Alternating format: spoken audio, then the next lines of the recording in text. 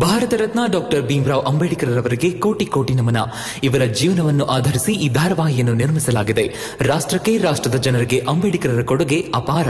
ಹಲವಾರು ಅಧಿಕೃತ ಪುಸ್ತಕಗಳನ್ನು ಆಧರಿಸಿ ಈ ಕಥೆಯನ್ನು ತಮ್ಮ ಮುಂದೆ ಇಡಲಾಗಿದೆ. ಈ ಧಾರಾವಾಹಿಯನ್ನು ವಾಹಿನಿಯು ನಿಷ್ಠೆಯಿಂದ ನಿರ್ಮಿಸಿದ್ದು, ಬಾಬಾ ಸಾಹೇಬರ ಜೀವನ ಮತ್ತು ಸವಿಸಿದ ಹಾದಿ ಪ್ರತಿಯೊಬ್ಬರಿಗೂ ಸ್ಫೂರ್ತಿ ನೀಡುತ್ತದೆ ಎಂಬುದನ್ನು ವಾಹಿನಿಯು ಬಲವಾಗಿ ನಂಬಿದೆ. ನಮ್ಮ ಮಾತು ಕೇಳಕ್ಕ, ಊಟ ಮಾಡು. ಗಂಗಾ,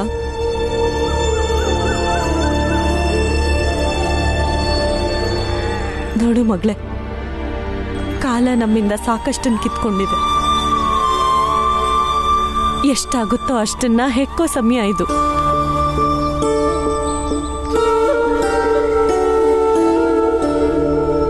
ನಿನ್ ಜೊತೆ ನಿನ್ ತಂಗಿ, ತಮ್ಮಂದ್ರು, ಅಮ್ಮ, ಅಪ್ಪ, ಅತ್ತೆ ಎಲ್ಲರೂ ಇರ್ತಾರೆ.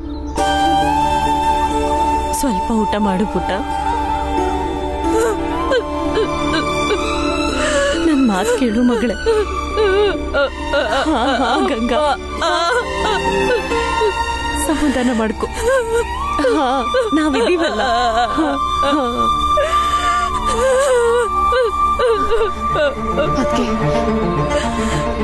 ಊರಲ್ಲಿ ಎಲ್ಲ ಕೇರಿಗಳಲ್ಲೂ ಈ ರೋಗ ತುಂಬಾ ಬೇಗನೆ ಹರಡ್ತಾ ಇದೆ. ಈ ರೋಗ ಎಲ್ರನ್ನೂ ಒಂದೇ ಸಮ ಮಾಡಿದೆ. ಮೇಲು ಕೀಳು, ಶ್ರೀಮಂತ ಬಡವ ಅಂತ ಯಾರನ್ನೂ ಬಿಡ್ತಾ ಇಲ್ಲ. ಅದೆಷ್ಟು ಹೆಣ್ಣು ಮಕ್ಕಳು ವಿಧವೆ ಆಗ್ತಾರೋ ಏನೋ. ಇನ್ನು ಅದೆಷ್ಟು ಜನ ನಂತರ ಗಂಡನ್ ಕಳ್ಕೊಳ್ತಾರೋ. ನಿಜ ಹೇಳ್ತಿದ್ಯಾ ಗಂಗಾ. ಈ ರೋಗದಿಂದ ಜನ ಒಬ್ರಿಗೊಬ್ರು ಸಹಾಯ ಮಾಡಕ್ಕೂ ತಯಾರಿಲ್ಲ. ಈ ಭೀಮಾ, ರಾಮ್ಜಿ ಏನ್ ಮಾಡೋಕ್ಕಾಗತ್ತೆ? ಈ ರೋಗ ಎಲ್ಲಾ ಕಡೆ ಹರಡ್ತಾ ಇದೆ. ಆದ್ರೆ ಭೀಮಾ, ರಾಮ್ಜಿ ಅದಕ್ಕೆ ಅವ್ರಿಬ್ರನ್ನ ಮೊದ್ಲು ವಾಪಸ್ ಬರೋಕ್ ಹೇಳಿ. ಇಲ್ಲ, ನಡೀರಿ, ನಾ ಇಬ್ರು ಹೋಗಿ ಕರ್ಕೊಂಡ್ ಬರೋಣ. ಬನ್ನಿ, ನಡೀರಿ. ಇಲ್ಲ, ಅದಕ್ಕೆ ಅವರಿಬ್ರು ಏನ್ ಮಾಡ್ತಿದಾರೋ ನಾವು ಕೂಡ ಅದನ್ನೇ ಮಾಡ್ಬೇಕು ಅನ್ಸುತ್ತೆ.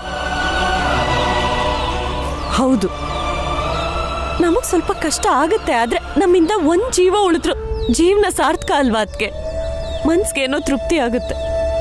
ಇವ್ರ ಮಾತೇ ಇದು. ಅವ್ರ ಮಾತು ಸರಿ ಇದೆ. ತನಗೋಸ್ಕರ ಬದುಕೋದು ಒಂದ್ ಬದುಕ. ಅದಕ್ಕೆ ಆ ಊರಲ್ಲಿ ಯಾರೊಬ್ರಾದ್ರೂ ಧೈರ್ಯ ಮಾಡಿ ನಮ್ಮ ಅಳಿಯಂದ್ರನ್ನ ಆಸ್ಪತ್ರೆ ಕರ್ಕೊಂಡು ಹೋಗಿದ್ದಿದ್ರು ನನ್ ಮಗಳಿಗೆ ಇವತ್ತಿ ಪರಿಸ್ಥಿತಿ ಬರ್ತಿರ್ಲಿಲ್ಲ. ಅದಕ್ಕೆ ಸಮಾಧಾನ ಮಾಡ್ಕೊ.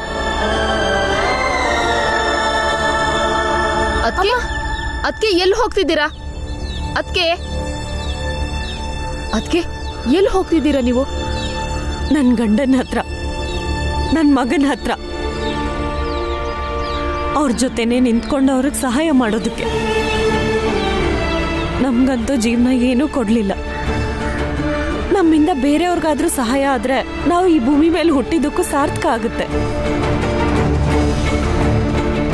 ನಾನು ಹೋಗಿ ಬರ್ತೀನಿ. ಅದಕ್ಕೆ ನನ್ ಗಂಡನ್ ಸಹಾಯ ಮಾಡಕ್ಕೆ, ನನ್ ಮಗನ್ ಸ್ಥೈರ್ಯನ ಇನ್ನಷ್ಟು ಹೆಚ್ಚು ಮಾಡಕ್ಕೆ. ಹೋಗಕ್ ಬಿಡಿ ನನ್ನ.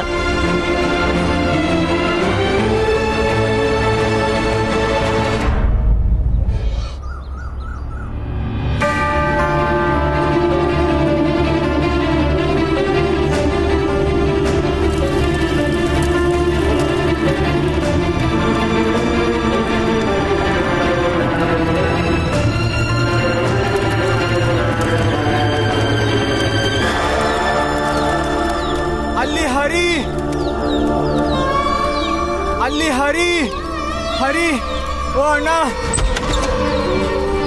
ಅಲ್ಲಿ ಅತ್ತಿಗೆ ವಾಂತಿ ಮಾಡ್ಕೋತಿದ್ದಾಳೆ. ಏನು? ಅಯ್ಯೋ ದೇವ್ರೆ, ಅವಳು ಬದುಕೋದು ಕಷ್ಟನೇ. ಖಂಡಿತ ಸತ್ತೋಗ್ತಾಳೆ. ನೋಡಿ ನೋಡಿ, ಹೆದರ್ಕೋಬೇಡಿ. ಆಸ್ಪತ್ರೆ ಕರ್ಕೊಂಡು ಹೋಗೋಣ, ನಡೀರಿ. ಒಂದ್ ಕೆಲ್ಸ ಮಾಡೋಣ, ನಾವೆಲ್ಲರೂ ಅಲ್ಲಿಗೆ ಹೋಗೋಣ. ನಾವ್ ಎಲ್ಲದಕ್ಕೂ ತಯಾರಾಗಿರ್ಬೇಕು. ಒಂದ್ ಪಕ್ಷ ಎಲ್ಲರ ಆರೋಗ್ಯ ಕೆಟ್ಟರು ಎಲ್ಲರೂ ಆಸ್ಪತ್ರೆಗೆ ಹೋಗ್ಬೋದು. ಬೇಕಾಗಿರೋ ಎಲ್ಲ ವ್ಯವಸ್ಥೆನೂ ಮಾಡ್ಕೊಳ್ಳೋಣ. ಏನ್ ಯೋಚನೆ ಮಾಡ್ತಿದ್ದೀರಾ?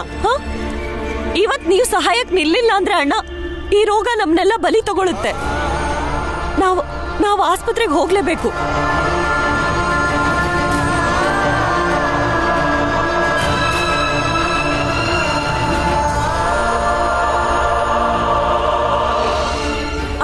ಇಲ್ಲಾಂದ್ರೆ ಹೊರಗ್ ಬನ್ನಿ, ಅವ್ರನ್ನ ಆಸ್ಪತ್ರೆಗೆ ಕರ್ಕೊಂಡು ಹೋಗ್ಬಿಡಿ.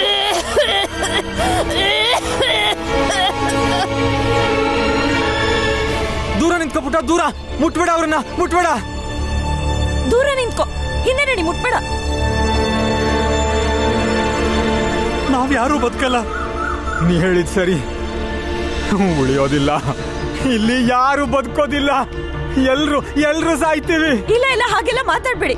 ನೋಡಿ, ನಮ್ಮ ಯಜಮಾನ್ರು ಹೇಳಿದ್ದಾರೆ, ಆಸ್ಪತ್ರೆಗೆ ಹೋದ್ರೆ ಈ ರೋಗದಿಂದ ಗುಣಮುಖರಾಗ್ಬೋದು ಅಂತ, ನಾವೆಲ್ಲ ಬದುಕ್ಬೋದು. ಭೀಮಮ್ಮ, ನೀವು ಮನೆಗೆ ಹೋಗಿ, ಜೊತೆಗೆ ನಿಮ್ ಮಗ ಗಂಡನ್ನು ಕರ್ಕೊಂಡು ಹೋಗಿ. ಅವ್ರು ಚೆನ್ನಾಗಿರ್ಲಿ ಅಂತ ಬೇಡ್ಕೊಳ್ಳಿ. ನಮ್ಮನ್ನು ಕಾಪಾಡು ಅಂತ ನಾವು ಬೇಡ್ಕೊಳ್ತೀವಿ.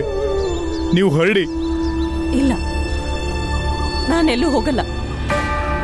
ನಾನು ಹೋಗಲ್ಲ, ನನ್ ಮಗ ಗಂಡನ್ನು ಮನೆಗೆ ಕರ್ಕೊಂಡು ಹೋಗಲ್ಲ. ಬರೀ ಪ್ರಾರ್ಥನೆ ಅಲ್ಲ, ನಾವೆಲ್ಲ ಒಟ್ಟಾಗಿ ರೋಗದ ವಿರುದ್ಧ ಹೋರಾಡ್ಲೇಬೇಕು.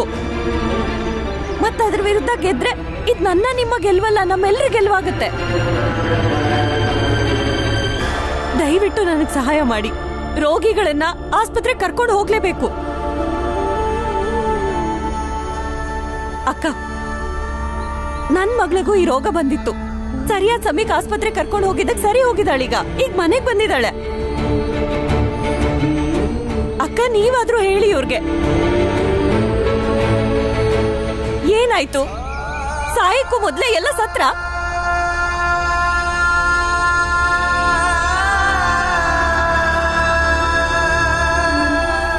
ಮತ್ತೆ ಹೇಳಿ, ಈಗೇನ್ ಮಾಡ್ಬೇಕು?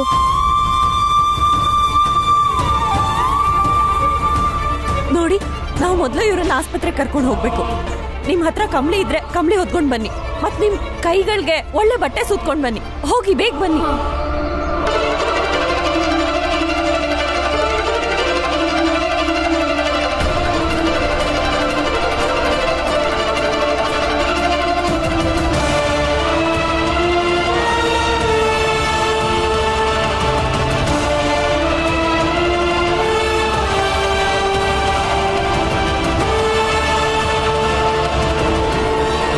ಯಾವ ಮಾತ್ರೆ ಕೊಡಬೇಕು? ಇವೆರಡು ಕೆಂಪು ಮಾತ್ರನ ಅವ್ರು ಕೊಡಿ. ಸರಿ ಆಯ್ತು. ಇದರಲ್ಲಿ ಯಾವುದು? ಡಾಕ್ಟರ್, ದೂರ ಏನೇ ಹೇಳಂಗಿದ್ರು ದೂರದಿಂದನೇ ಹೇಳಿ. ಈ ಬಿಳಿ ಮಾತ್ರೆಗಳನ್ನ 2 ಗಂಟೆಗೆ ಒಂದ್ಸಲ 2 ಕೊಡಿ.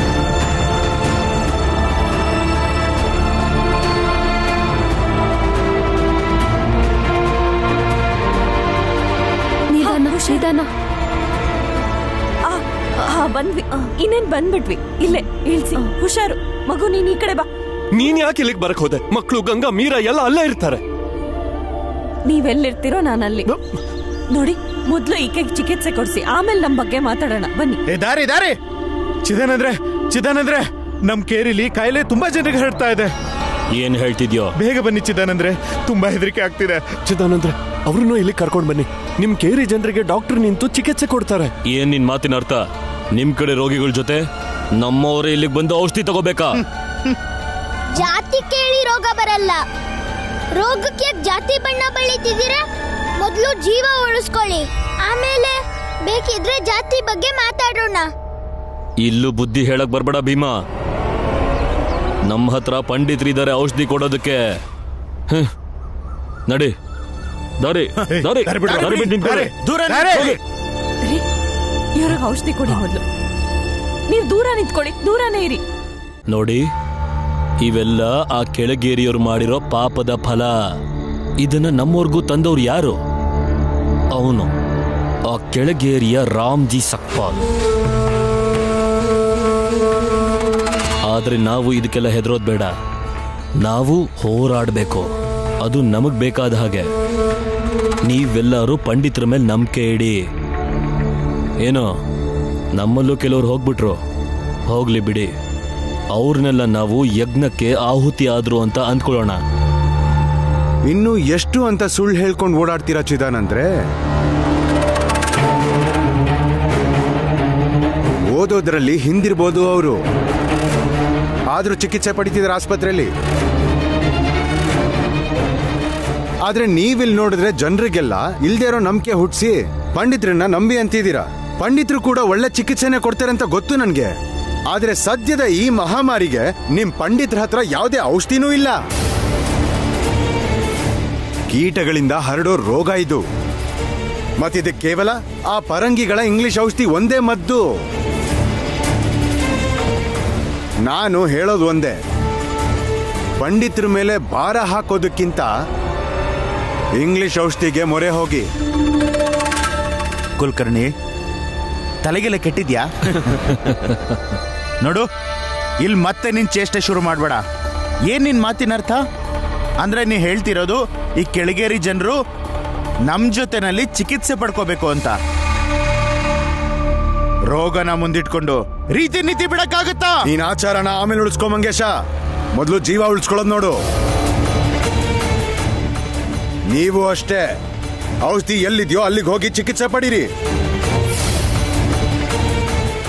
ಒಂದ್ಸಲ ಆಸ್ಪತ್ರೆಗೆ ಹೋಗಿ ನೋಡಿ ಎಷ್ಟು ಜನ ರೋಗದಿಂದ ಮುಕ್ತಿ ಹೊಂದಿ ಅವ್ರವ್ರ ಮನೆಗೆ ಹೋಗ್ತಿದ್ದಾರೆ ಅಂತ. ಹಂಗೆ ನಿಮ್ ಸುತ್ತನೂ ನೋಡಿ ಈ ಕೇರಿನಲ್ಲಿ ಎಷ್ಟು ಜನ ಈ ರೋಗ ಬಂದ್ ಸತ್ತಿದ್ದಾರೆ ಅಂತ. ಇದನ್ನೇ ನಾನು ಹೇಳ್ತಾ ಇರೋದು ಕುಲಕರ್ಣಿ. ಅವ್ರ ಕಡೆ ಯಾಕೆ ಕಮ್ಮಿ ಜನ ಸಾಯ್ತಿದ್ದಾರೆ? ಆಸ್ಪತ್ರೆಗೆ ಹೋಗಿದ್ದಕ್ಕೆ ಬದುಕಿರೋದಲ್ಲ ಅವ್ರು ಬದುಕಿರೋದೇ ಅವರು ಕೊಚ್ಚೆನಲ್ಲಿದ್ದ ಕಾರಣಕ್ಕೆ. ಆದ್ರೆ ನಾವು ಮೇಲ್ನವರು ಹೀಗಿರೋದಕ್ಕೇನೆ ನಮ್ಗೆ ಯಾವ ರೋಗನೂ ಬಂದಿಲ್ಲ, ಮತ್ತೆ ನಮ್ಮಿಂದನೇ ಅವ್ರಿಗೆ ಕಾಯಿಲೆ ಕಡಿಮೆ ಆಗೋದು. ಈ ಪ್ಲೇಗ್ ರೋಗ ಹರಡೋದಕ್ಕೆ ಅವರೇ ಮುಖ್ಯ ಕಾರಣ. ನಮ್ಮವರು ಜಾಸ್ತಿ ಜನ ಸಾಯ್ಬೇಕು ಅನ್ನೋದೇ ಅವ್ರ ಆಸೆ, ತಿಳ್ಕೋ. ನಿಮ್ ಮಾತನ್ನ ಒಪ್ತೀನಿ, ನಾನು ಇದನ್ನೇ ಹೇಳ್ಬೇಕು ಅಂತಿದ್ದೆ. ಅವ್ರಿಗೆ ಬೇಕಾಗಿರೋದು ಇದೆ. ನಮ್ಮಲ್ಲೂ ರೋಗ ಹರಡಿ ನಾವೆಲ್ಲ ಆಸ್ಪತ್ರೆಗೆ ಹೋದ್ರೆ ನಗಾಡೋದಕ್ಕೆ ವಿಷಯ ಸಿಗತ್ತಲ್ಲ. ನೋಡ್ರೋ, ಮೇಲಿನ ಕೇರಿನವರು ನಮ್ ಪಕ್ಕನೆ ಬಂದು ಔಷಧಿ ತಗೋತಿದ್ದಾರೆ ಅಂತ ಅಲ್ವಾ? ಆಹಾ, ಎಂಥೆಂಥ ಕಲ್ಪನೆಗಳಲ್ಲಿದ್ದೀರಾ ನೀವೆಲ್ಲ.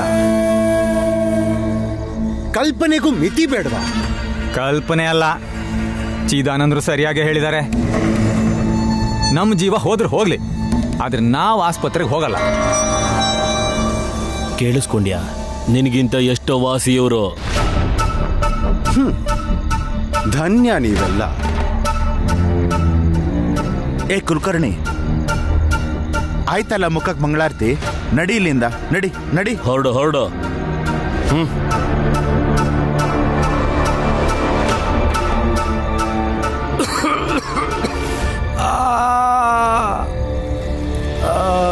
ಸ್ವಲ್ಪ ಕಡಿಮೆ ಆಗ್ತಾ ಇದೆಯಾ ನೋವು?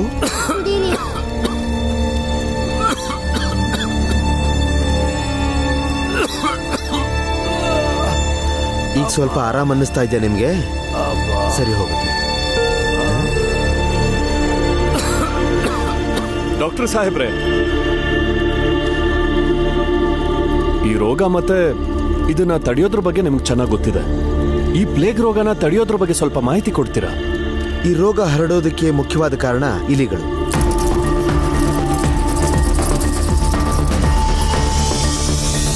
ನಿಮ್ಮ ಮನೆಗಳ ಸುತ್ತ ಎಷ್ಟು ಶುಚಿಯಾಗಿ ಇಟ್ಕೋಬೇಕು ಅಂದ್ರೆ ಯಾವುದೇ ಕಾರಣಕ್ಕೂ ಇಲಿಗಳು ಅಲ್ಲಿ ಬರಲೇಬಾರದು.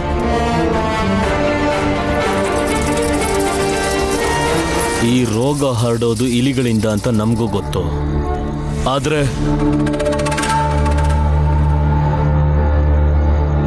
ಒಂದು ಕೆಲಸ ಮಾಡಿ, ಇಲಿ ಹಿಡಿಯೋರ್ನ ಹುಡುಕಿ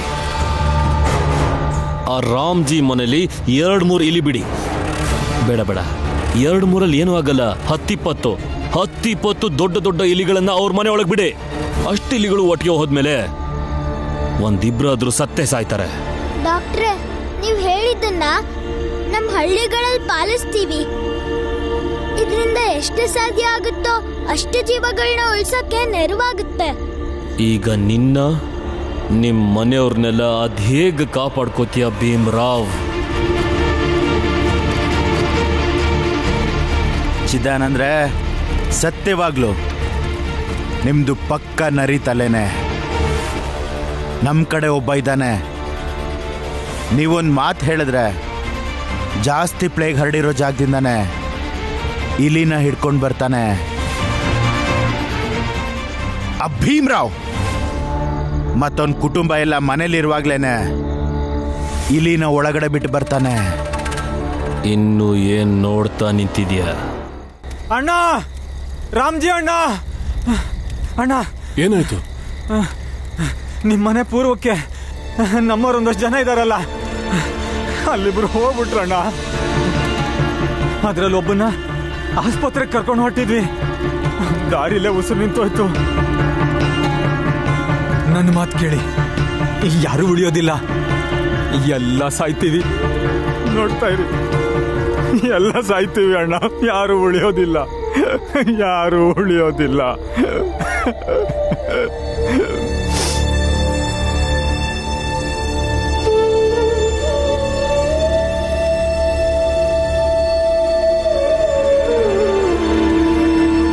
ಹೆದರ್ಕೋಬೇಡಿ, ಎದ್ದೇಳು, ಬಾ ನನ್ನ ಜೊತೆ.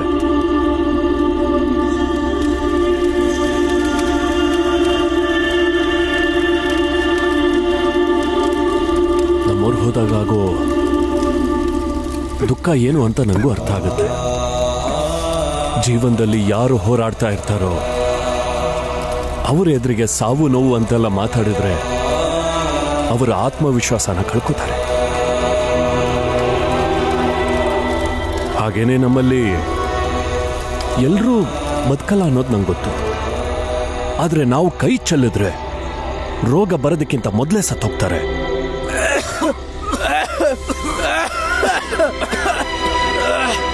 ನೀವು ಸರಿಯಾಗಿ ಹೇಳ್ತಿದ್ದೀರಾ ರಾಮ್ಜಿ ಅಣ್ಣ. ಇವ್ರ ಮುಂದೆ ನಾನು ಹಂಗೆಲ್ಲ ಮಾತಾಡಬಾರ್ದಿತ್ತು. ಇನ್ನಿಂತ ತಪ್ಪು ಮಾಡಲ್ಲ, ಇನ್ಮೇಲೆ ಹೇಳಲ್ಲ.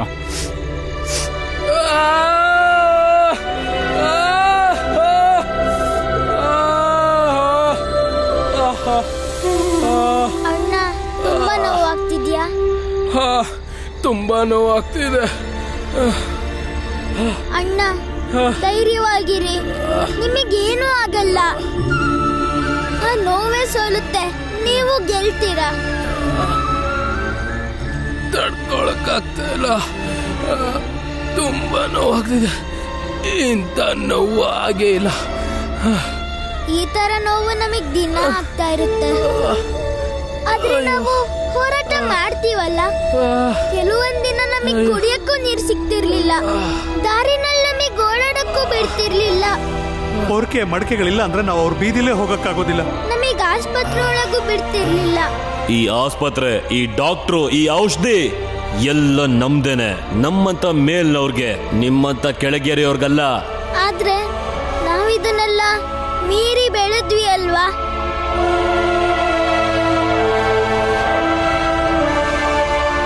ಭೀಮನ ಮಾತಲ್ಲಿ ಸತ್ಯ ಇದೆ. ಬರೀ ರೋಗ ಅಂತ ಭಾವಿಸ್ಬೇಡಿ, ಇದೊಂದು ನಿಮಗೆ ಯುದ್ಧ ಅಂತ ಭಾವಿಸಿ ಹೋರಾಡಿ. ಮೇಲ್ನವರು ನಮ್ಮ ಅನ್ನನ ಕಿತ್ಕೊಂಡಾಗ ಆಗ್ಲೂ ನಾವು ಹೋರಾಡಿದೀವಿ ತಾನೆ. ನಮ್ಮ ಮಕ್ಕಳು ಇವ್ರ ಮಕ್ಕಳ ಜೊತೆ ಓದೋದಕ್ಕೆ ಅಂತ ಹೋಗಲ್ಲ. ಒಂದ್ ವೇಳೆ ಹೋದ್ರು ನಾವ್ ಇವ್ರಿಗೆ ಕೆಲಸ ಕೊಡೋದಿಲ್ಲ. ನಾವೆಲ್ಲ ಹುಟ್ಟಿರೋದೇ ಹೋರಾಡೋದಕ್ಕೆ ಅಂತ. ನಮ್ಮ ಪ್ರತಿ ಹೆಜ್ಜೆನಲ್ಲೂ ಹೋರಾಡಲೇಬೇಕು. ಅಂಥದ್ರಲ್ಲಿ ಈ ಪ್ಲೇಗ್ ನಮ್ಮನ್ನ ಹೇಗ್ ಸೋಲ್ಸಕ್ ಸಾಧ್ಯ? ಇವತ್ತು ನಾವೊಂದು ಪ್ರಮಾಣ ಮಾಡೋಣ, ನಾವು ಈ ಪ್ಲೇಗ್ ಅನ್ನ ಸೋಲ್ಸಿ ಇಲ್ಲಿಂದ ಹೊರಗೆ ಹೋಗ್ತೀವಿ ಅಂತ.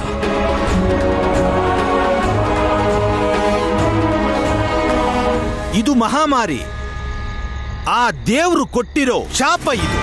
ಭೂಮಿ ಮೇಲೆ ಪಾಪಗಳು ಹೆಚ್ಚಾದಂತೆ ಆಗೆಲ್ಲ ಹೀಗಾಗತ್ತೆ. ಇದು ಅವನೇ ಕೊಟ್ಟಿರೋ ಶಿಕ್ಷೆ. ಪರಂಪರೆ ಪದ್ಧತಿಗಳನ್ನ ಪ್ರಶ್ನೆ ಮಾಡೋರ್ಗೆ ಸರಿಯಾಗಿ ಬುದ್ಧಿ ಕಲ್ಸಕ್ಕಂತಾನೆ ಬಂದಿರೋ ಮಹಾಮಾರಿ ಇದು. ಆದ್ದರಿಂದ ಒಂದ್ ತಿಳ್ಕೊಳ್ಳಿ, ಆ ದೇವರ ಉಗ್ರ ಕೋಪಕ್ಕೆ ಯಾವುದೇ ಮದ್ದಿಲ್ಲ. ಇದ್ರ ವಿರುದ್ಧ ಹೋರಾಡಿ ಏನೂ ಪ್ರಯೋಜನ ಇಲ್ಲ. ಮದ್ದು ಹುಡ್ಕಕ್ ಹೊರಟ್ರೆ ದೇವರಿಗೆ ಮತ್ತೆ ಕೋಪ ಬರುತ್ತೆ. ಯಾರ ಹಣೆಯಲ್ಲಿ ಆಯಸ್ ಬರ್ದಿರುತ್ತೋ ಅವರು ಬದುಕೋತಾರೆ.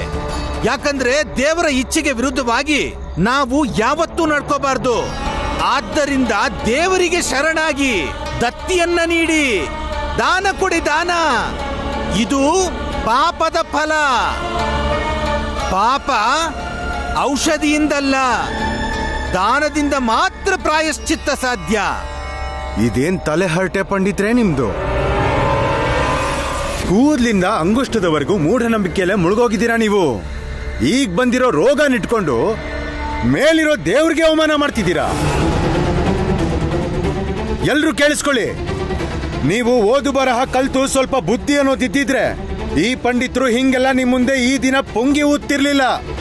ನೀನೊಬ್ರೆ ಹೀಗೆಲ್ಲ ಮಾತಾಡೋದು ಕುಲಕರ್ಣಿ. ನಿಂಗೆ ಮತಿಗೆಟ್ಟಿದೆ ಕುಲಕರ್ಣಿ. ಮತಿಗೆಟ್ಟಿರೋದು ನನ್ಗಲ್ಲ, ನಿಮಗೂ ಇಲ್ಲಿ ನಿಂತು ಮಾತು ಕೇಳ್ತಿದಾರಲ್ಲ ಅವ್ರಿಗೆ. ಸುತ್ತ ಆಗ್ತಿರೋದನ್ನ ಅರ್ಥ ಮಾಡ್ಕೊಳಕ್ ಆಗ್ತಿಲ್ಲ. ರೋಗನ ಹೇಗ್ ಹೋಗ್ಲಾಡ್ಸ್ಬೇಕು ಅಂತ ಯೋಚನೆ ಮಾಡೋದ್ ಬಿಟ್ಟು ಇಲ್ಲ ಸಲ್ಲದ ಯೋಚನೆ ಮಾಡ್ತಿದ್ದೀರಾ. ದಾನ ಮಾಡ್ಬೇಕಂದ್ರೆ ದಾನ. ನೋಡಿ, ಈ ಮೂರ್ಖನ ಮಾತನ್ನ ಕೇಳಬೇಡಿ. ಕುಲನಾಶಕನಾಗಿದ್ದಾನೆ ಇವನು. ಅವನಿಚ್ಛೆಯನ್ನೇ ನಾನ್ ಹೇಳ್ತಿರೋದು ಈಗ. ಆದ್ದರಿಂದ ನೀವೆಲ್ಲ ಆ ದೇವರಿಗೆ ಮೊರೆ ಹೋಗಿ. ಗೆಲ್ಲದಿಕ್ಕೆ ನಾವು ಹೋರಾಡ್ಲೇಬೇಕು. ಅದಕ್ಕೆ ಹೋರಾಡಿ. ನಾವು ಯಾವತ್ತೂ ಸೋಲ್ಬಾರ್ದು. ಮೈಯಲ್ಲಿ ಕೊನೆ ಉಸಿರು ಇರೋ ತನಕ ಗೆಲುವಿಗೆ ಹೋರಾಡ್ಲೇಬೇಕು.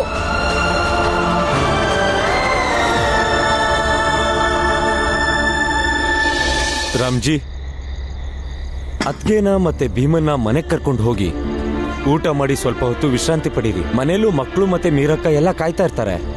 ಇಲ್ಲಿರೋರ್ನ ನೋಡ್ಕೊಳ್ಳೋದಕ್ಕೆ ನಾವೆಲ್ಲರೂ ಇದೀವಲ್ಲ. ರಾಮ್ಜಿ ಅಣ್ಣ, ರಾಮ್ಜಿ ಅಣ್ಣ, ರಾಮ್ಜಿ ಅಣ್ಣ, ನಮ್ಮ ಕೇರಿಲಿರೋ ಎಲ್ಲ ಇಲಿ ಬಿಲೆಗಳನ್ನು ನಾವು ಮುಚ್ಚಿಬಿಟ್ಟಿದ್ದೀವಿ. ಮತ್ತೆ ಇಲಿಗಳನ್ನ ಹಿಡಿದು ಊರಾಚೆ ತಗೊಂಡು ಹೋಗಿ ಬಿಟ್ಟು ಬರ್ತಾ ಇದ್ದೀವಿ. ಈ ಕೆಲಸದಿಂದ ಹರಡುವಂತ ರೋಗನೂ ತಡಿಬಹುದು. ಆದ್ರೆ ಇಲಿಗಳನ್ನ ಮುಟ್ಟೋದ್ರಿಂದನೂ ನಮಗೆ ರೋಗ ಹರಡ್ಬೋದಲ್ವಾ? ಇಲ್ಲ ರಾಮ್ಜಿ ಅಣ್ಣ, ನಾವು ಇಲಿಗಳನ್ನ ಮುಟ್ತಾನೇ ಇಲ್ಲ. ಅವುಗಳನ್ನ ಬೋನ್ಗಳ ಮೂಲಕ ಹಿಡಿತಾ ಇದ್ದೀವಿ. ಇನ್ನೇನಿಷ್ಟರಲ್ಲೇ ನಮ್ಮ ಕೇರಿ ಇಲಿಗಳಿಂದ ಮುಕ್ತ ಆಗತ್ತೆ. ಬರೀ ನಮ್ಮ ಕೇರಿ ಮಾತ್ರ ಅಲ್ಲ, ಊರವರೆಲ್ಲ ಈ ಕೆಲಸ ಮಾಡ್ಲೇಬೇಕು. ಜೀವ ಯಾರ್ದೇ ಆಗಿರ್ಲಿ, ಉಳಿಸೋದು ನಮ್ಮ ಕರ್ತವ್ಯ. ಅದು ಮೇಲ್ನೋರ್ ಜೀವ ಆಗಿದ್ರು ಸರಿ ಅಥವಾ ನಮ್ಮೋರ್ ಜೀವ ಆಗಿದ್ರು ಸರಿ. ಸರಿ ರಾಮ್ಜಿ ಅಣ್ಣ, ಸರಿ. ಪಂಡಿತ್ರೆ, ನಮ್ ಕೇರಿನಲ್ಲಿ ಇನ್ನೂ 4 ಜನ ಸತ್ತೋದ್ರು. ಏನು? ಈ ರೋಗ ನಮ್ ಜೀವ ತೆಗೆಯೋ ತನಕ ಹೋಗಲ್ಲ ಅನ್ಸುತ್ತೆ. ಹೌದಣ್ಣ, ಈ ರೋಗ ಇನ್ನೆಷ್ಟು ಬಲಿ ಕೇಳುತ್ತೋ. ಬರೀ ಸೋಕಿದ್ರೆ ಸಾಕು, ಸತ್ತೋಗ್ಬಿಡ್ತಾರೆ. ಎಷ್ಟು ಸಲ ಹೇಳಿದ್ದೀನಿ, ಇದು ರೋಗ ಅಲ್ಲ, ದೇವ್ರು ಕೊಟ್ಟಿರೋ ಶಿಕ್ಷೆ. ಸತ್ತಿರೋರೆಲ್ರೂ ದೇವರ ಕೋಪಕ್ಕೆ ಗುರಿಯಾಗಿರೋರು. ಜೀವ ಉಳಿಸ್ಕೊಂಡಿರೋದು ಅವನು ಹೇಳ್ಕೊಟ್ಟಿರೋ ಪಾಠದಿಂದ. ಮುಂದೆ ಸರಿಯಾಗಿ ಬದುಕಬೇಕು. ಯಾರು ಇನ್ಮುಂದೆ ನಮ್ಮನ್ನ ಪ್ರಶ್ನೆ ಮಾಡಬಾರ್ದು. ನನಗೆ ಪಂಡಿತರ ಮಾತಲ್ಲಿ ಪೂರ್ತಿ ವಿಶ್ವಾಸ ಇದೆ. ಅವ್ರ ಮಾತು ಕೇಳಿ, ಇದೆಲ್ಲ ಆ ದೇವರ ಆಟ ಅಷ್ಟೇ.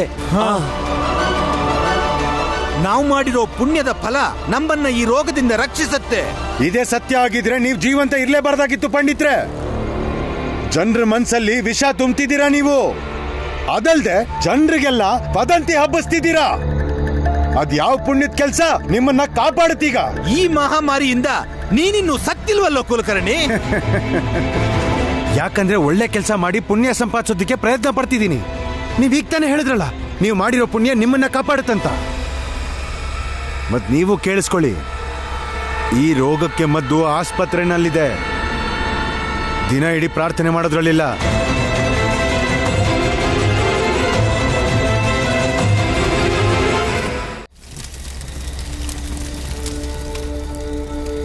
ಅಕ್ಕ, ಸ್ವಲ್ಪ ನೀರಾದ್ರೂ ಕುಡೀರಿ. ಅಪ್ಪ ಅಮ್ಮ ಭೀಮ ಯಾವಾಗ ಬರ್ತಾರೋ ಗೊತ್ತಿಲ್ಲ. ಅಪ್ಪ ಅಮ್ಮ ಬರೋ ತಡ ಆಗ್ಬೋದು. ಅಡಿಗೆ ಮಾಡಿದೀನಿ, ಬಂದು ಊಟ ಮಾಡಿ ಮಕ್ಳ. ಇಲ್ಲ ಅತ್ತೆ, ಅಪ್ಪ ಹೇಳಿಲ್ವಾ, ಸೇನೆ ಯುದ್ಧಕ್ಕೆ ಹೊರಟಾಗ ಹಿಂದೆ ನಿಂತ್ ಸಹಾಯ ಮಾಡೋ ಸೈನಿಕರು ನಾವು. ಒಬ್ಬ ಯೋಧ ಮತ್ತೊಬ್ಬ ಯೋಧನ್ ಬಿಟ್ಟು ಹೇಗೆ ಊಟ ಮಾಡ್ತಾನೆ? ಅತ್ತೆ, ನಂಗೆ ತುಂಬಾ ಭಯ ಆಗ್ತಿದೆ. ಏನ್ ಮಾಡ್ಲಿ? ಎಲ್ಲ ಸರಿ ಹೋಗುತ್ತೆ ಮಂಜುಳಾ, ಸ್ವಲ್ಪ ಧೈರ್ಯವಾಗಿರು. ಅಪ್ಪ ಬಂದ್ರು. ರಾಮ್ಜಿ, ನಡಿ. ನಿಂತ್ಕೊಳ್ಳಿ, ಹಾಗೆ ಒಳಗಡೆ ಹೋಗ್ಬೇಡಿ. ಚೆನ್ನಾಗಿ ಕೈಕಾಲು ಮುಖ ತೊಳ್ಕೊಂಡು ಹೋಗಿ. ಮೀರಾ, ಸ್ವಲ್ಪ ನೀರು ತಗೊಂಡ್ ಬಾ. ಬಾನಿ ತಗೊಂಡ್ ಬಾ.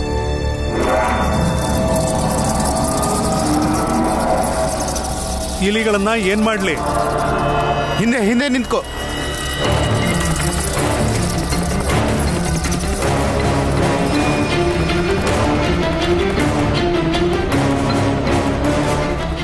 ಇವರೆಲ್ಲ ಊಟ ಮಾಡೋ ಕೂತಾಗ ಅಷ್ಟು ಇಲಿಗಳನ್ನ ಅವ್ರ ಮಧ್ಯ ಬಿಟ್ಬಾ.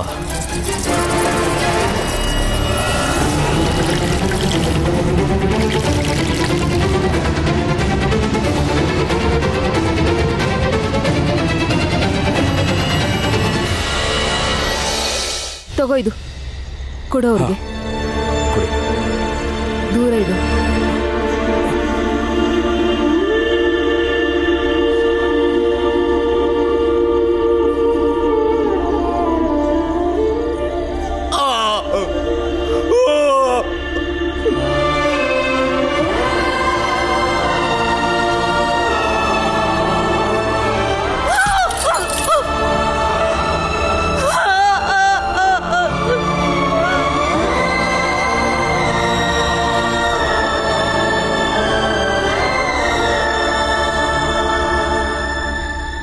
ಚೆನ್ನಾಗಿ ತೊಳ್ಕೊ ಭೀಮಾ, ಚೆನ್ನಾಗಿ ಉಜ್ಜು.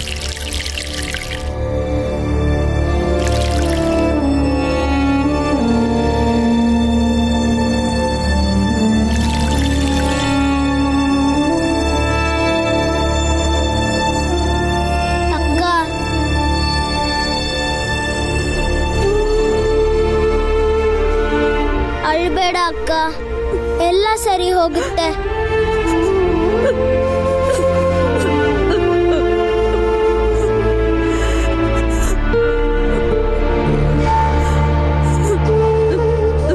ಬನ್ನಿ, ನಾನು ಎಲ್ರಿಗೂ ಊಟ ಬಡಿಸ್ತೀನಿ.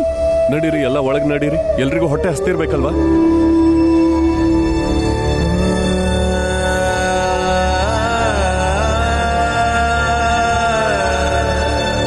ಭೀಮಾ, ಗಂಗಕ್ಕನ್ನ ಒಳಗ್ ಕರ್ಕೊಂಡು ನಡಿ. ಬಾ ಅಕ್ಕ.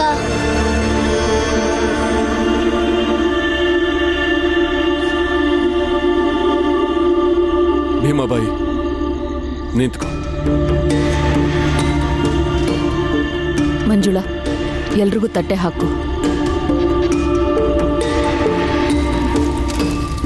ಹಾ ಹೇಳಿ. ಹಾ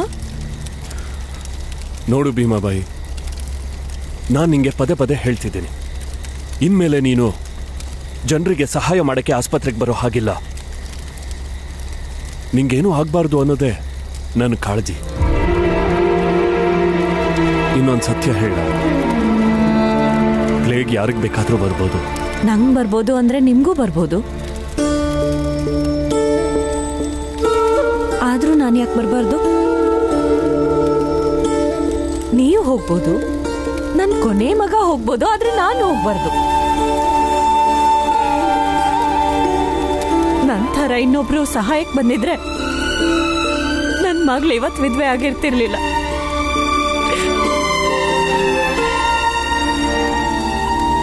ಹೌದು ಭೀಮಾಬಾಯಿ,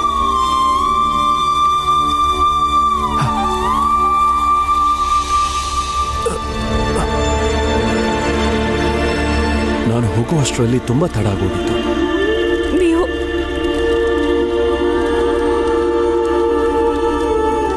ಹಣೆ ಬರ ಹೀಗೆ ಬರ್ದಿದೆ ಅನ್ಸುತ್ತೆ. ಆದ್ರೆ ಈಗ ಹಾಗಾಗೋದು ಬೇಡ. ನೋಡು ಭೀಮಾಬಾಯಿ, ನಿಂಗ್ ಮೊದಲೇ ಹುಷಾರಿಲ್ಲ. ಹೀಗಿದ್ದಾಗ ಸೋಂಕು ಬೇಗ ಹರಡುತ್ತೆ. ಕಾಯಿಲೆನೇ ಇದೆ ಅಂದಮೇಲೆ ಇದಾದ್ರೇನು ಅದಾದ್ರೇನು. ನಂಗೆ ಏನನ್ಸುತ್ತೆ ಗೊತ್ತಾ, ಕೊನೆ ಪಕ್ಷ ನನ್ನಿಂದ ಒಂದೇ ಒಂದು ಜೀವ ಉಳಿದು ಆಮೇಲೆ ನಾನು ಉಸಿರು ನಿಂತ್ರೂ ಪರವಾಗಿಲ್ಲ. ಸಾಯಕ್ಕಿಂತ ಮುಂಚೆ ಎಂಥ ಕೆಲಸ ಮಾಡಿ ಪ್ರಾಣ ಹೋಗ್ಬೇಕು ಅಂದ್ರೆ, ಸತ್ತಾದ್ಮೇಲೆ ನಮ್ಮ ಭೀಮಾ ನನ್ನ ನೆನ್ಸ್ಕೋತಾನಲ್ಲ, ಆಗ ಅವನ್ಗೆ ನಮ್ಮಮ್ಮ ಸಾಹಸವಂತೆ ಅನ್ನೋ ಭಾವನೆ ಮೂಡ್ಬೇಕು ಅವನ್ಗೆ. ನನ್ನ ಮಗಳು ಗಂಗಾಗನ್ಸಿರ್ಬೋದು ಅಮ್ಮ ಅಸಹಾಯಕಳು ಅಂತ. ನನ್ನ ಗಂಡನ ಪ್ರಾಣ ಉಳ್ಸಕ್ಕಂತೂ ಆಗ್ಲಿಲ್ಲ, ಆದ್ರೆ ಬೇರೆ ಪ್ರಾಣ ಉಳ್ಸಕ್ಕಾದ್ರೂ ಪ್ರಯತ್ನ ಪಟ್ಲು ಅನ್ಸ್ಕೋಬೇಕು. ನೋಡಿ, ನಾನು ಕೊನೆ ಉಸಿರಿರೋ ತನಕ ಬುದ್ಧಿ ಹೇಳ್ಕೊಂಡು ಪ್ರೀತಿಸಿ ಮುದ್ಸಿ ಕೆಲವೊಂದ್ಸಲ ಬೈದು ನನ್ನ ಭೀಮಾ ಮತ್ತೆ ಉಳಿದ ಮಕ್ಳಿಗೆ ದಾರಿ ತೋರಿಸ್ತಿರ್ತೀನಿ. ನಾನು ಸತ್ತೋದ್ಮೇಲೆ ನನ್ನ ನೆನಪೇ ಅವ್ರಿಗೆ ಆತ್ಮವಿಶ್ವಾಸ ಕೊಡ್ಬೋದು. ನನ್ ತಡಿಬೇಡ್ರಿ.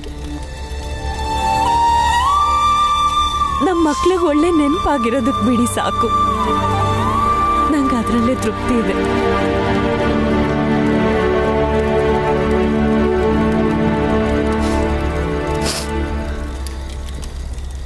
ರಾಮ್ಜಿ, ಅದಕ್ಕೆ ಹೊರಡೋದಕ್ಕಿಂತ ಮೊದಲು ಹೇಳ್ಬಿಟ್ಟೆ ಹೋಗಿದ್ರು.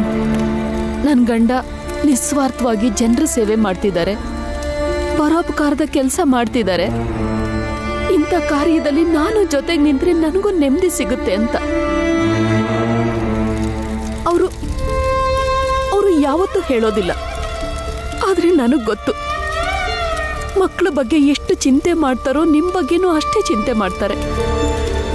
ಈ ಕಾರ್ಯದಲ್ಲಿ ನಿಮ್ಗೆ ಸಹಾಯ ಮಾಡಿ ನಿಮ್ಗೆ ತಕ್ಕನಾದ ಹೆಂಡತಿ ಆಗೋದಕ್ಕೆ ಪ್ರಯತ್ನ ಪಡ್ತಿದ್ದಾರೆ. ಮಾತೆತ್ತಿದ್ರೆ ಸಾಯೋ ಮಾತಾಡ್ತಾಳೆ. ನಂಗೆ ಆಯಸ್ ಕಮ್ಮಿ ಇದೆ, ನಾನ್ ಸತ್ತು ಹೋಗ್ತೀನಿ ಅಂತ. ಹಾಗಿದ್ರೆ ನನ್ನ ಆಯಸ್ಸು ಕೊಟ್ಟು ಬಿಡ್ತೀನಿ. ನೀನಿಲ್ದೆ ರಾಮ್ಜಿ ಶೂನ್ಯ ಕಣೆ. ಕೇಳಿಸ್ಕೊಂಡ್ಯಾ? ನೀನಿಲ್ದೆ ರಾಮ್ಜಿ ಶೂನ್ಯ ಆಗ್ಬಿಡ್ತದೆ.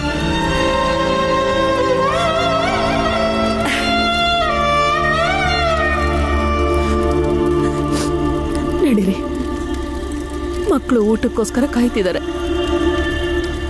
ಮತ್ತೆ ಅದಕ್ಕೆ 1000 ಸಲ ಹೇಳಿದ್ದೀನಿ, ಇನ್ನೊಂದ್ಸಲ ಯಾವತ್ತೂ ಸಾಯೋದ್ರ ಬಗ್ಗೆ ಮಾತಾಡಬಾರ್ದು. ಅಪ್ಪಿತಪ್ಪಿ ಮಕ್ಕಳು ಇದನ್ನ ಕೇಳಿಸ್ಕೊಂಡ್ರೆ ಎಷ್ಟು ನೋವಾಗ್ಬೇಡ ಅವ್ರಿಗೆ. ನಡೀರಿ, ಊಟ ಮಾಡೋಣ.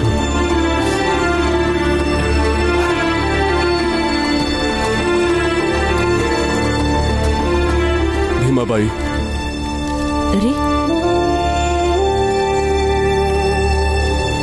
ಇನ್ಮೇಲೆ ನನ್ನ ಹಿಂದೆ ಅಲ್ಲ, ಬದಲಾಗಿ ನನ್ನ ಜೊತೆನೇ ಇರ್ತೀಯ. ಒಟ್ಟಿಗೆ ಜನರ ಸೇವೆ ಮಾಡಿದ್ರಾಯ್ತು.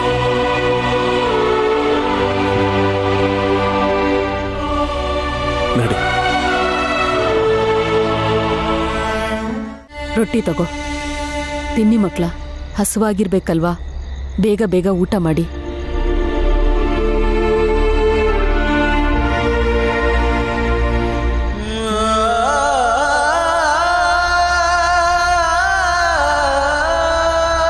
ಗಂಗಾ, ಊಟ ಮಾಡು ಮಗಳೇ. ಉಪವಾಸ ಇದ್ರೆ ಆರೋಗ್ಯ ಕೆಡುತ್ತೆ. ಊಟ ಮಾಡು. ತಿನ್ನು ಮಗಳೇ.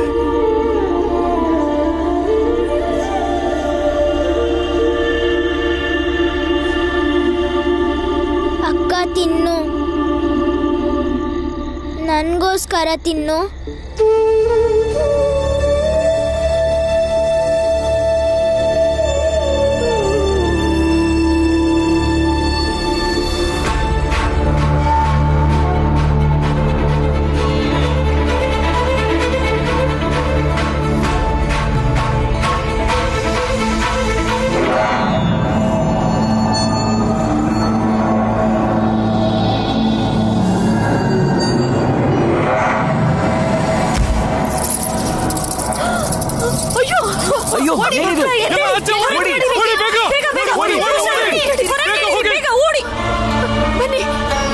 ನಡೀರಿ ಬೇಗ, ಹೊರಗೆ ನಡೀರಿ. ನಡೀರಿ ಬೇಗ, ಬೇಗ ನಡೀರಿ. ಬಾಲ ಬೇಗ ಬಾ, ಬೇಗ ನಡೀರಿ, ಬೇಗ ಬಾ. ಇಲ್ಲಿ ಯಾರಿಗೂ ಕಚ್ಚಿಲ್ಲ ತಾನೆ? ನನ್ ಕಾಲಕ್ಕೆ ತಾಕ್ತು. ನನ್ನ ಕೈ ಮೇಲೂ ಹತ್ತಿತ್ತು. ನನಗೂ ತಾಕ್ತು. ಎಲ್ರು ದೂರ ದೂರ ನಿಂತ್ಕೊಳ್ಳಿ. ದೂರ ನಿಂತ್ಕೊಳ್ಳಿ. ಭೀಮಾಬಾಯಿ ತಗೋ, ಕಂಬಳಿ ಕೊಡಿ ಎಲ್ರಿಗೂ. ತಗೊಳ್ಳಿ, ಹೊತ್ಕೊಳ್ಳಿ. ತಗೋ, ನೀನು ಹೊತ್ಕೋ. ಎಲ್ರೂ ಕಂಬಳಿ ಹೊತ್ಕೊಳ್ಳಿ.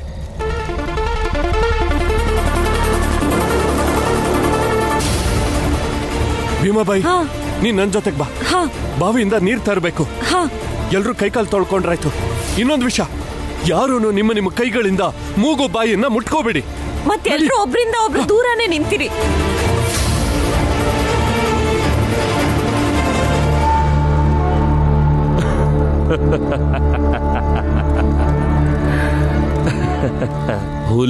ಹುಲಿ ತರ ನಿಂತಿದ್ದ, ಈಗ ನೋಡು ಇಲಿನ ನೋಡಿ ಇಲಿ ತರ ಹೇಗ್ ಓಡ್ತಿದ್ದಾನೆ. ನಡಿ ಮಂಗೇಶ, ಹೊರಡೋಣ. ಬೆಳಗ್ಗೆ ಅಷ್ಟೊತ್ತಿಗೆ ಗೊತ್ತಾಗತ್ತೆ ಏನಾಗಿದೆ ಅಂತ. ಯಾರಿಗೂ ತಲೆನೋವು ವಾಂತಿ ಆಗ್ತಾ ಇಲ್ಲ ತಾನೆ? ಇಲ್ಲ ಇಲ್ಲ ಇಲ್ಲ, ನೀವೇನು ಚಿಂತೆ ಮಾಡಬೇಡಿ ಮಕ್ಕಳ, ಯಾರಿಗೂ ಏನೂ ಆಗೋದಿಲ್ಲ. ಅಕ್ಕ ಅಳ್ಬೇಡ, ಮೂಗು ಬಾಯಿ ಕಣ್ಣನ್ ಮಾತ್ರ ಕೈಯಿಂದ ಮುಟ್ಕೋಬೇಡ.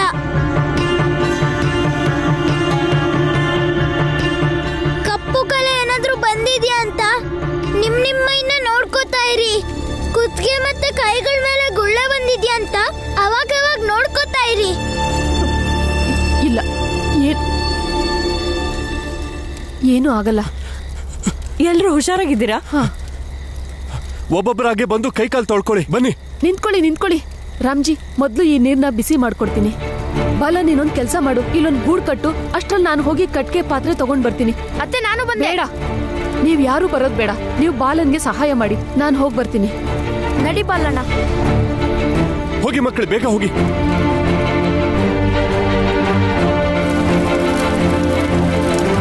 ಮಂಜುಳಾ, ಮೊದ್ಲು ನೀನ್ ಬಂದು ಕೈ ಕಾಲು ತೊಳ್ಕೊ.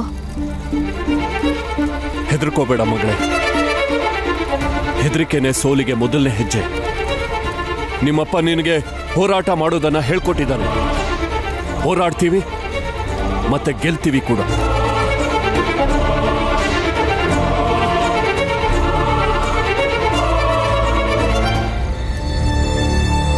ಕೈ ಕೊಡು. ಚೆನ್ನಾಗಿ ಉಜ್ಜಿ ಕೈನ ತೊಳಿ.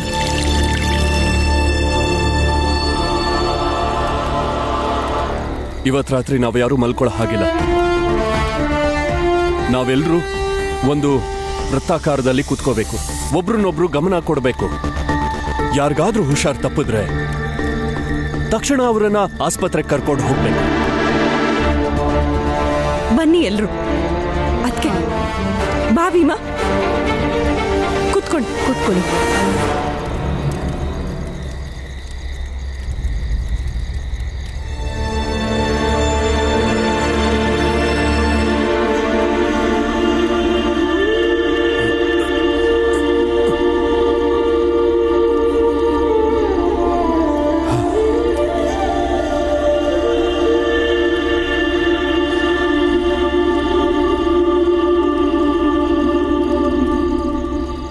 ಹೋಗು ಭೀಮಾ, ಕೂತ್ಕೋ, ಹೋಗು. ಕೂತ್ಕೋತೀನಿ ಅಪ್ಪ. ಹಾಗೆ ಸುಮ್ಮನೆ ಯೋಚನೆ ಬಂತು. ಏನು ಯೋಚಿಸ್ತಾ ಇದೀಯಾ? ಅದೇ ನಾವೆಂತ ಸಮಾಜದಲ್ಲಿದ್ದೀವಿ ಅಂದ್ರೆ, ಪ್ಲೇಗ್ ಬಂದಾಗ ನಾನು, ನೀವು, ಅಮ್ಮ ಮತ್ ನಾವೆಲ್ಲ ಮನೆ ಮಂದಿ ಇಡೀ ಊರವ್ರ ಕಷ್ಟಕ್ಕೆ ಎಷ್ಟು ನೆರವಾದ್ವಿ. ಅದೇ ಸಮಾಜದಲ್ಲಿ ಇನ್ನೂ ಕೆಲವು ಮಂದಿ ಇಲಿಗಳನ್ನ ಹಿಡಿದು ನಮ್ಮನೆ ಒಳಗೆ ಬಿಡ್ತಾರೆ, ನಮಗ್ ಪ್ಲೇಗ್ ಬಂದು ನಾವು ಸಾಯಿಲಿ ಅಂತ. ಇದನ್ನ ನಾನು ಯಾವತ್ತೂ ಮರೆಯೋದಿಲ್ಲ. ಈ ನೋವು ನನ್ನನ್ನು ಯಾವಾಗ್ಲೂ ಕಾಡುತ್ತೆ. ಖಂಡಿತ ಮರಿಬೇಡ. ಕುತ್ಕೋಬಾ.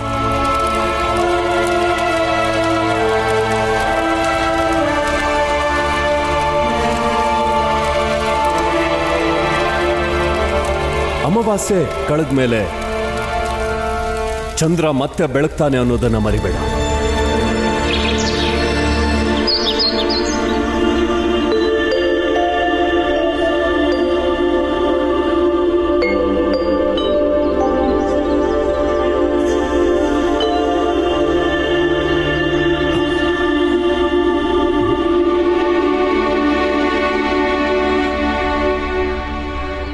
ನನಗನ್ಸುತ್ತೆ ನಾವೆಲ್ಲರೂ ಪ್ಲೇಗಿಂದ ಉಳಿದ್ವಿ ಅಂತ.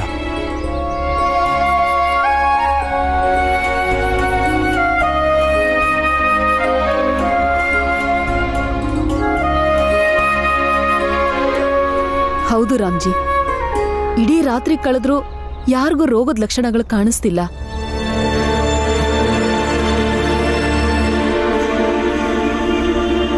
ಮೀರಾ, ಒಂದ್ ಕೆಲಸ ಮಾಡೋಣ. ಮೊದಲು ಇಡೀ ಮನೆ ಶುಚಿ ಮಾಡೋಣ. ಎಲ್ಲ ಸಾಮಾನುಗಳನ್ನ ಚೆನ್ನಾಗಿ ತೊಳೆದಿಡಿ. ಹಾಗೆ ಆಮೇಲೆ ಎಲ್ರೂ ಮನೆ ಒಳಗೆ ಹೋಗೋಣ.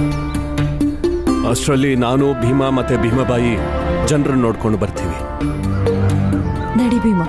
ಅಪ್ಪ, ನಾನು ನಿಮ್ ಜೊತೆ ಬರ್ಬೋದಾ? ಬೇಡ ಆನಂದ, ನೀವು ಮನೆ ಕಡೆ ಗಮನ ಕೊಡಿ.